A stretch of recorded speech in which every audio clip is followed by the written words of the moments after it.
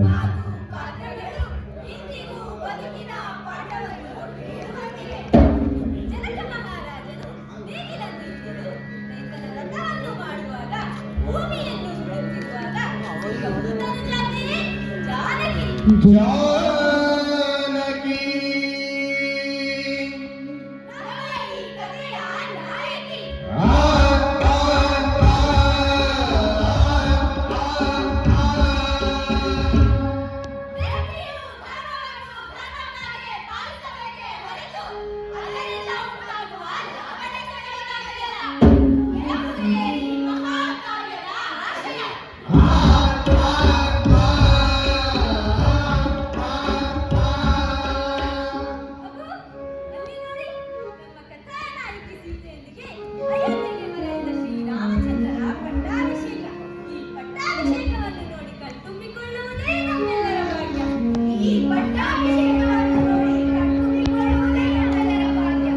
जय जय राम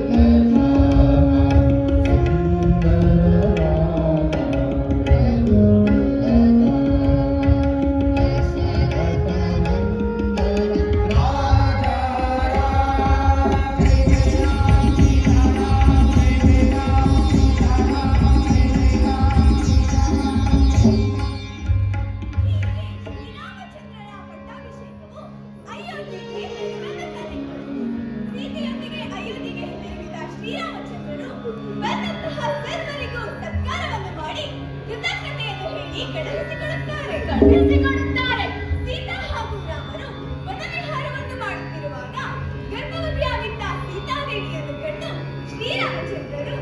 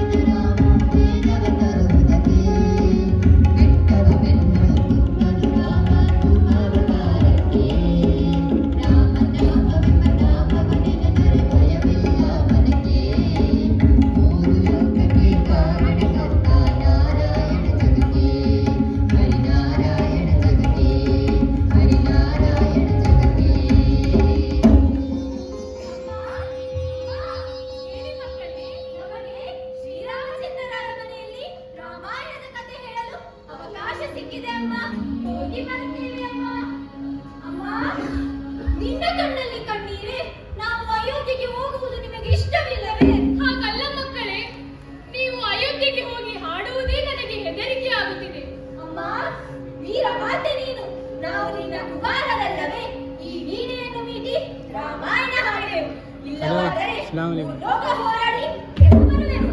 ಅದೇ ಅದೇ ನನಗೆ ಭಯವಾಗುತ್ತಿದೆ. ಎಲ್ಲಿ ನೀವು ಹೋಗ್ತೀರಾ ಎಂದು? ಆಗದು ಅಮ್ಮ, ನಮ್ಮಿಬ್ಬರನ್ನ ಆಶೀರ್ವದಿಸಿ ಕಳುಹಿಸಿಕೊಡು. ಶ್ರೀರಾಮಚಂದ್ರರು ಹಾಗೂ ಸೀತಾಮಾತೆಯನ್ನು ಕಣ್ಣಾರೆ ನೋಡಿ ಬರುವೆವು. ಹೋಗಿ ಬನ್ನಿ ಮಕ್ಕಳೇ, ನನ್ನ ಕಣ್ಣ ನೋಡ ಬಯಸುವುದನ್ನು ನೀವಾದರೂ ಹೋಗಿ ನೋಡಿ ಬನ್ನಿ. ಹಾಗೇ ಆಗಲಿ ಅಮ್ಮ. ರಾಮ ನಾಮವೆಂಬ ನಾಮವನ್ನೆನೆದರೆ ಭಯವಿಲ್ಲ ಮನಕ್ಕೆ.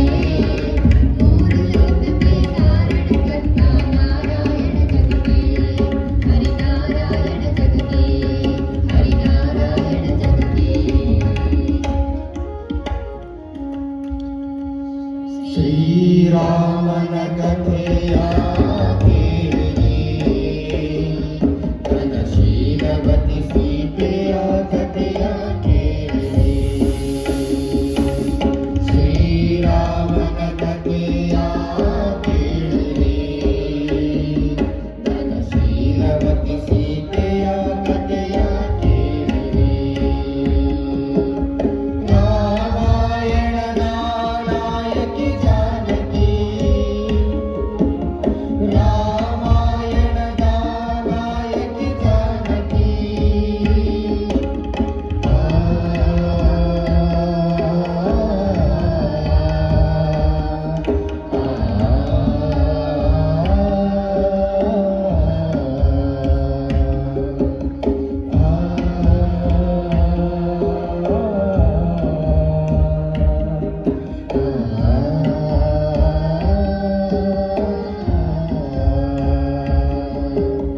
ರಾಮನ ಪಟ್ಟಾಭಿಷೇಕ, ರಾಮನೇ ಅಯೋಧ್ಯೆಯ ಪ್ರತೀಕ.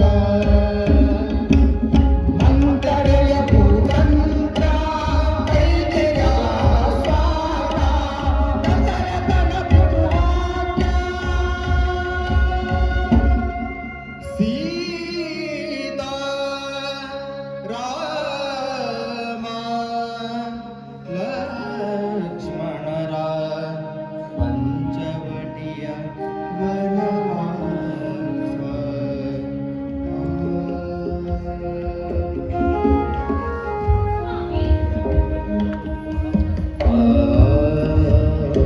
ನನಗೆ ಈ ವನದ ಸೌಂದರ್ಯವನ್ನು ನೋಡುತ್ತಿದ್ದರೆ ಇಲ್ಲಿಯೇ ಸ್ವಲ್ಪ ಕಾಲ ವಿಶ್ರಮಿಸಿ ಈ ವನದ ಸೌಂದರ್ಯವನ್ನು ಕಣ್ತುಂಬಿಕೊಳ್ಳುವ ಕೊರತೆಯಾಗುತ್ತಿದೆ. ಹಾಗೇ ಅನಿಸುತ್ತಾ? ಈ ಪಂಚವಟಿಯ ವನದ ಸೌಂದರ್ಯವನ್ನು ನೋಡುತ್ತಿದ್ದರೆ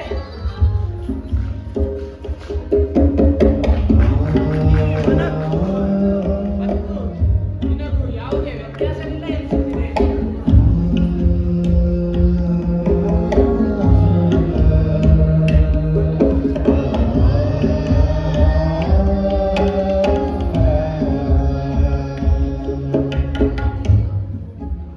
ಸಾಕು ಸ್ವಾಮಿ, ಪೂಜೆಗೆ ಸಮಯವಾಯಿತು. ನಾನಿನ್ನು ಪುಷ್ಪಗಳನ್ನು ತರಲು ಹೊರಡುತ್ತೇನೆ.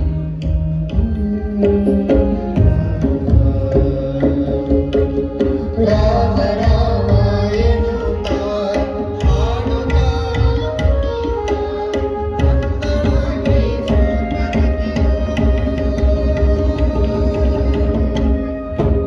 ತೈತ ತೈತಲಿಂಗ ಪಿತಲಿಂಗ ತೈ,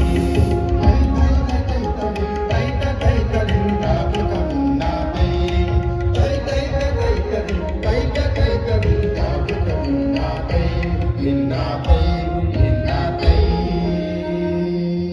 ಭೀಂ ತಕ ತಕ ಲಿಂಗ, ಭೀಂ ತಕ ತಕ ಲಿಂಗ, ಭೀಂ ತಕ ತಕ ಲಿಂಗ, ಲಿಂಗ ತೈ. ಭೀಂ ತಕ ತಕ ಲಿಂಗ, ಭೀಂ ತಕ ತಕ ಲಿಂಗ, ಭೀಂ ತಕ ತಕ ಲಿಂಗ, ಲಿಂಗ ತೈ, ಲಿಂಗ ತೈ, ಲಿಂಗ ತೈ.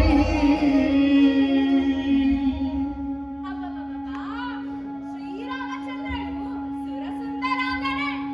ಅಬ್ಬಬ್ಬಬ್ಬಬ್ಬ, ಎಷ್ಟು ಸುಂದರ, ಅಯ್ಯಯ್ಯಯ್ಯೋ.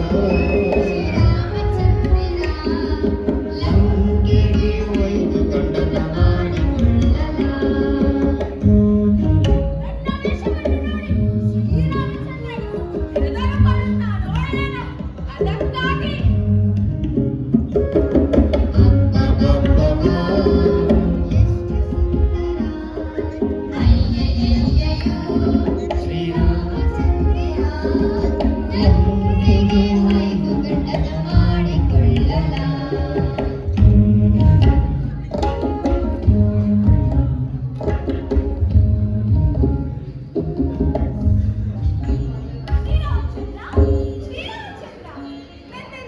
ಮದುವೆ ಮಾಡಿಕೊಳ್ಳುವೆಯಾ? ನನಗೀಗಾಗಲೇ ಮದುವೆ ಆಗಿದೆ. ಸೀತೆಯೂ ನನ್ನೊಂದಿಗಿದ್ದಾಳೆ. ಮಗ, ಅಲ್ಲಿ ನೋಡಿ ನನ್ನ ತಮ್ಮ ಲಕ್ಷ್ಮಣ, ಎಂದರೋ ಸುರಸುಂದರ.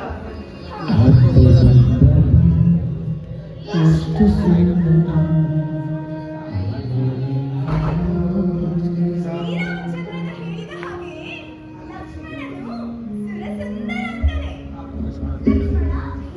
ಲಕ್ಷ್ಮಣ, ನಿನ್ನನ್ನು ಮದುವೆ ಮಾಡಿಕೊಳ್ಳುವೆಯಾ?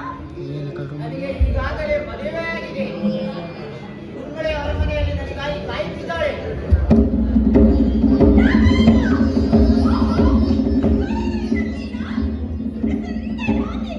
ಇವಳನ್ನು ಈಗಲೇ ಭಕ್ಷಿಸಬೇಕೆಂದಿದೆ. ಅಣ್ಣ, ರಾವಣ!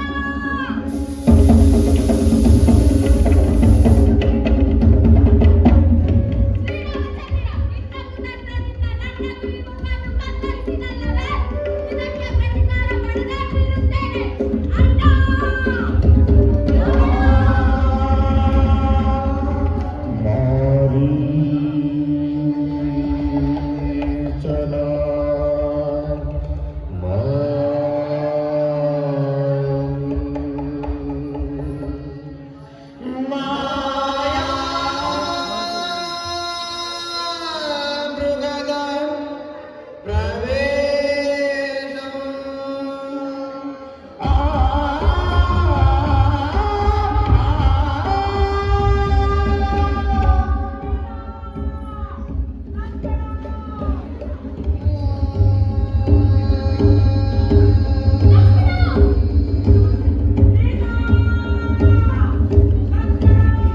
ನಿಮ್ಮ ಅಣ್ಣನಿಗೆ ಏನು ತೊಂದರೆಯಾಗುತ್ತಿದೆ?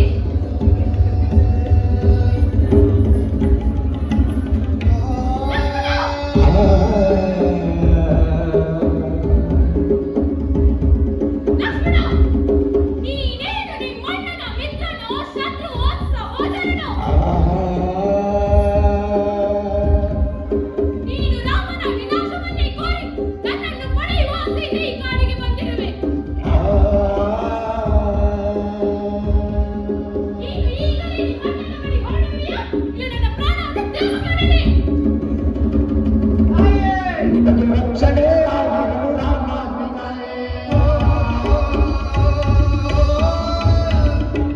ಈ ಪರಿಸ್ಥಿತಿಯಲ್ಲಿ ನಿಮ್ಮ ಬಿಟ್ಟು ಹೋಗಲಾರೆ ತಾಯೇ, ನನ್ನ ಮನ್ನಿಸು ತಾಯೇ, ಮನ್ನಿಸು ತಾಯೇ.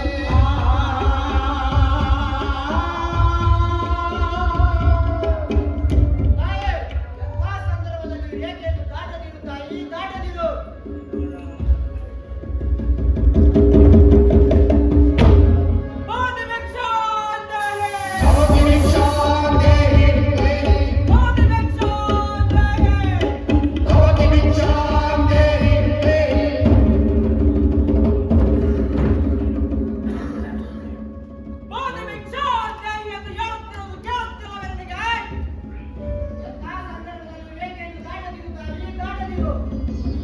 ಸಾಧು ಮುನಿವರೇ, ಇಲ್ಲಿಗೆ ಬಂದು ಈ ಫಲಗಳನ್ನು ಸ್ವೀಕರಿಸಿಕೊಳ್ಳಿ. ಜಾಗಕ್ಕೆ ಬಂದು ಫಲಹಾರಗಳನ್ನು ನೀಡಬೇಕೆಂಬುದು ಪರಿಜ್ಞಾನವಿಲ್ಲವೇ? ಇದು ನೀನು ಮತ್ತು ನಿನ್ನ ಪರಿವಾರದವರು.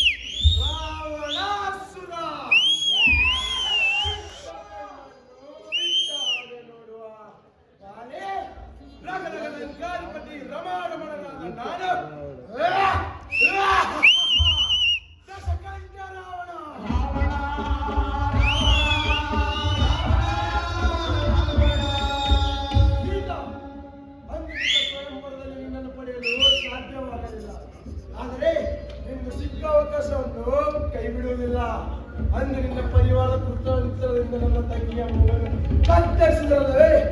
ಅದೇ ಅದೇ ಕುತಂತ್ರದಲ್ಲಿ ನಿನ್ನನ್ನು ಲಂಕಾಪುರಕ್ಕೆ ಹೊತ್ತೊಯ್ಯುವೆ. ರಾವಣ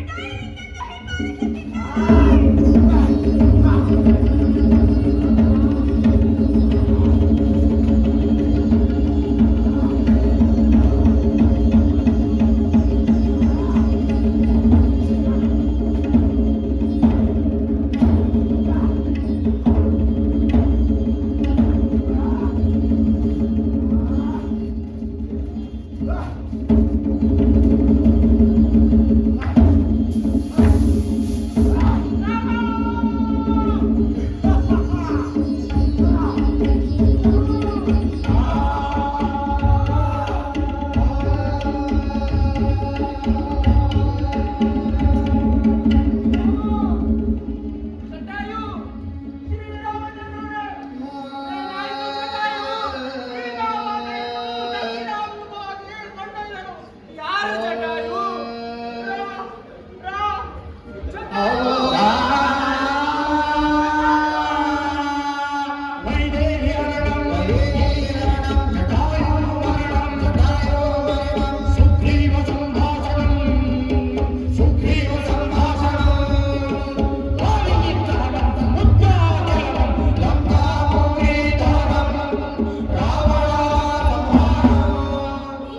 ಶ್ರೀರಾಮಚಂದ್ರರು ಸೀತಾಮಾತೆಯನ್ನು ಹುಡುಕುತ್ತಾ ಲಂಕೆ ಕಡೆಗೆ ನಡೆದರು ಹಾಗೂ ರಾವಣನನ್ನು ಸಂಹರಿಸಿದರು. ಹೀಗೆ ಶ್ರೀರಾಮಚಂದ್ರರು ಸೀತಾಮಾತೆಯ ಶೈಲವನ್ನು ಅನುಮಾನಿಸಿ ಅವಳಿಗೆ ಅಗ್ನಿ ಪರೀಕ್ಷೆಗೆ ಒಳಗಾಗುವಂತೆ ಆಜ್ಞಾಪಿಸುತ್ತಾರೆ.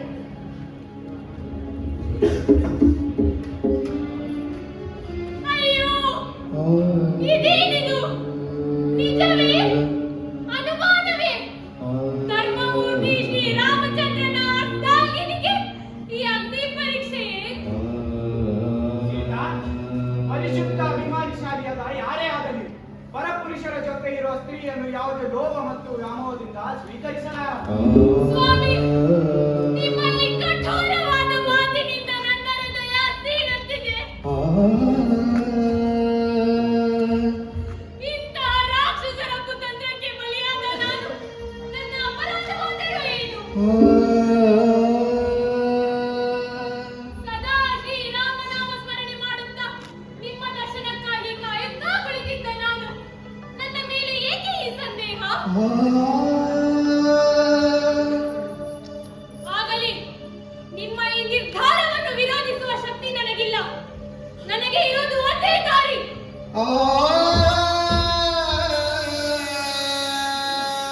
ಈ ಅಗ್ನಿ ಪರೀಕ್ಷೆ.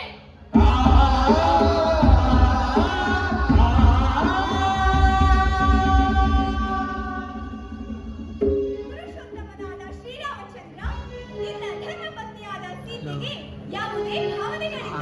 ಮಾತಿನಿಂದಾಗಲಿ, ಬುದ್ಧಿಯಿಂದಾಗಲಿ, ಮನಸ್ಸಿನಿಂದಾಗಲಿ, ನೋಟಗಳಿಂದಾಗಲಿ ಸಂಚಾರತೆಯುಳ್ಳವಳು.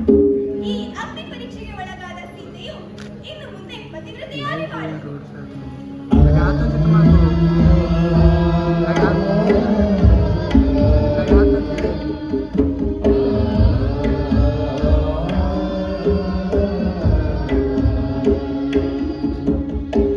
ಶ್ರೀರಾಮನ ಕಥೆಯ ಕೇಳಿರಿ, ಧನಶೀಲವತಿ ಸೀತೆಯ ಕಥೆಯ ಕೇಳಿರಿ. ಶ್ರೀರಾಮನ ಕಥೆಯ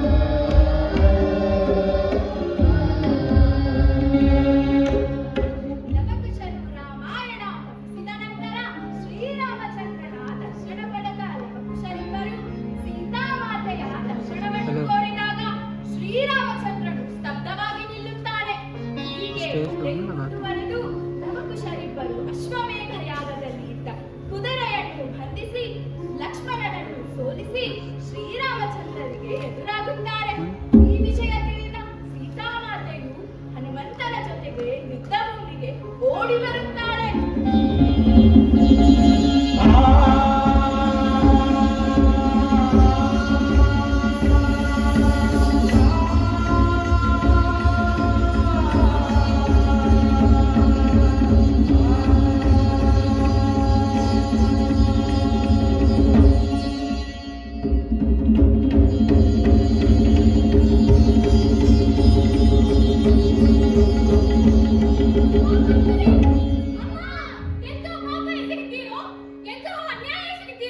ಅಮ್ಮ, ನಿನ್ನ ಪಾದದಾನಿಗೂ ನಾವು ಏನು ಮಾಡಿಲ್ಲ ಅಮ್ಮ. ಈ ಮಹಾತ್ಮನ ಜಿತೇಂದ್ರವನ್ನು ಸಂಹರಿಸಿದೆವು ಅಷ್ಟೇ ಅಮ್ಮ. ನಮ್ಮ ತಾಯಿ ಜಾನಕಿ ತಾಯಿ. ಮಕ್ಕಳೇ, ಶ್ರೀರಾಮಚಂದ್ರ ಪ್ರಭು ನಿಮ್ಮ ಜನಕ. ತಂದೆಯೇ, ನಮ್ಮನ್ನು ಕ್ಷಮಿಸಿಬಿಡಿ ತಂದೆ. ಅಪಚಾರವಾಯಿತು. ಪಿತೃವಾತ್ಸಲ್ಯಕ್ಕೆ ಅಪಚಾರ ಮಾಡಿ ಮಹಾಭಾವವನ್ನು ಕಂಡುಕೊಂಡೆವು. ಹೇಳಿ ಮಕ್ಕಳೇ, ತಂದೆಯನ್ನೇ ಬೀಸಿದ ಕೋರೆನನ್ನು ತೋರಿಸಿಕೊಳ್ಳಿರಿ. ಆಹಾ, ಇಂದು ನನ್ನ ತಪಸ್ಸು ಫಲಿಸಿ ನನ್ನ ಕರ್ತವ್ಯವು ಮುಗಿದಿದೆ. ಭೂತಾಯಿಯ ಗರ್ಭದಲ್ಲಿ ಹುಟ್ಟಿದ್ದಕ್ಕೂ ಮತ್ತು ರಘುವಂಶವನ್ನು ಮೆಟ್ಟಿದ್ದಕ್ಕೂ ಎರಡೂ ವಂಶಗಳಿಗೆ ಕಳಂಕ ಆದೊಡನೆ ನನ್ನ ಪವಿತ್ರತೆಯನ್ನು ರೂಪಿಸಿಕೊಳ್ಳುವ ಸಮಯ ಬಂದಿದೆ. ರಾಮಸ್ವಾಮಿ ಪರಾಂಕುಜವ ನಿರ್ಧಾರಾಧಿಸುತ್ತಾ ಸದಾ ರಾಮಾರ್ತಿ ಶಿರಧರಿಸುತ್ತಲೀ ನಿಜ ಜಾಗೃತ ಸ್ವಪ್ನ ಮೃತ್ಯುಂಜಯ ರಾಮನ ನಂಬಿದ ಹನಿ ಎಂಬುದು ಯಥಾರ್ಥವಾಗಿ ಎನ್ನ ತಾಯಿ ಓ ಭೂಮಿ ತಾಯಿಯ ತೋರೆಯೊಮ್ಮೆ ನೀನಿನ್ನೊಳಗೆ